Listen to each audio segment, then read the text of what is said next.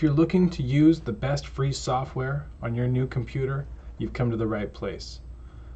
I'm going to give you a breakdown of my top 10 plus a few honorable mentions for what you need to do if you've got a brand new computer. So imagine this is your first day on the internet. First thing you want to do is go into your Microsoft Edge web browser and get your favorite web browser. So for me, I've got Firefox installed. Congratulations, you're using the latest version of Firefox browser. But once I'm in Firefox, I can go ahead and go to google.com. I would say step one is setting up a Gmail account for yourself. You're going to need email so you can sign up for all the other sites, and Gmail gives you a Google Drive that comes with a bunch of other tools that are very handy. You'll also be able to use your Google account to log into websites like YouTube. So if we want to create a channel, we're going to need recording software. You can use the built-in Windows gaming software, but I recommend OBS. So the very first thing I downloaded onto my new machine was OBS Studio. Now this is a screen recording software. It allows me to have multiple screens. You can see how it works here. And hey, how you doing? I can switch in between the video sources while I'm recording live. You'll also be able to put your YouTube key into the settings so that you can start streaming live on YouTube. Be aware that it takes 24 hours to get approved for that. So OBS would be the first thing I'd install. Then I know that I'm going to be creating these video clips. I want to be able to edit them together. So the video editor that we use most on this channel is Shotcut. Shotcut is free to use. It's got a lot of technology in the background that's going to help you convert video into multiple different files, types, and you're going to learn a lot if you dig into this software. So if we've got a video editor, we might also need an image editor. So right now I'm recommending Krita and putting together some workshops on how to get the most out of this cool drawing and painting program, but you can also use it just for simple image editing. I should mention other free software like Xampp or Medibang. Those are really good choices. I'm recommending Krita right now. Next we'll get into utilities for your machine. So Video LAN, also known as VLC, is a video player. This will allow you to play back DVDs and also convert videos from different formats. So it's a utility in the sense that there are certain things that you're going to want to do with your machine, and you're going to need VLC to do it. You can download that for free, videolan.org. There are also, all of these free software are available because of the contributions, and they're nonprofit organizations, so you can go ahead and make a tax-deductible donation if you like the software that you're seeing. The next one is optional. If you are a web developer, you're going to want to download Xampp. So if you want to be able to test out a Linux server on your Windows machine, go ahead and install Xampp. That way you can upload your projects directly from your computer and you already know that it's going to work. Text editor that I recommend is Notepad++. Yes, you can still use Notepad, which comes with Windows, but you're going to find it's very tedious when you're trying to save files with different extensions.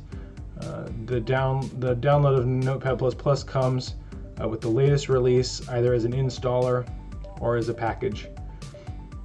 Next, let's get into the fun stuff. So if you're into animation, I recommend Blender. So Blender is a 3D program, and you can render still images, and you can also create videos.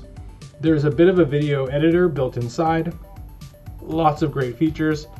Blender is a great place for anyone who wants to learn motion graphics, animation, and also do 3D modeling. You can see all the great features if you go to blender.org. This is a really professional level software. I hear lots of people who are in the industries, animation and gaming, talking about how Blender has kind of caught up with programs like Maya from Autodesk and kind of taking over as kind of an industry standard. So you want to make sure that you check out Blender if you're interested in 3D animation. For 2D animation, I would point you towards OpenToonz. OpenToonz is an open source animation software, really great piece of software. And if you're just trying to make frame by frame animations, or you're trying to do animation with meshes and make your drawings come to life, OpenToonz is really great. A little bit about it. This is the same software that was used by Studio Ghibli to make great movies such as Spirited Away, Totoro, and my favorite, of course, Princess Mononoke. Really great piece of software.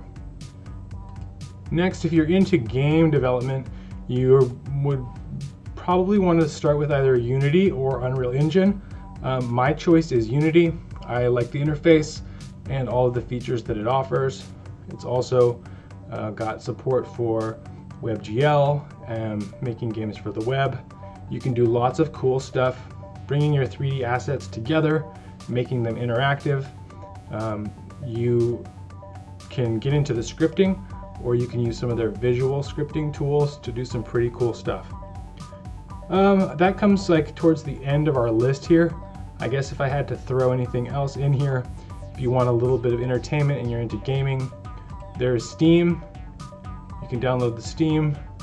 Of course, I've got some games that I can only play on Windows, so Steam is really the best place for me to maintain my library of Windows games. There's also the Unreal Engine that comes with the Epic launcher.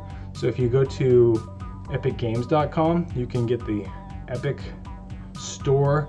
This Epic Games launcher is going to give you access to the store. They're giving away free games a couple times a month. Like every 2 weeks, there's a brand new free game. So if you like free games and entertainment, that's another place for you to find those great pieces of Windows software. So hopefully you like my list. I'd love a comment or subscribe to the channel if you want to get more in-depth tutorials on how to use some of this software. And I'll be recording it all with OBS Studio and editing it all with Shotcut, and maybe even making some graphics using Krita. So stay tuned for some of our digital art workshops. Thank you very much.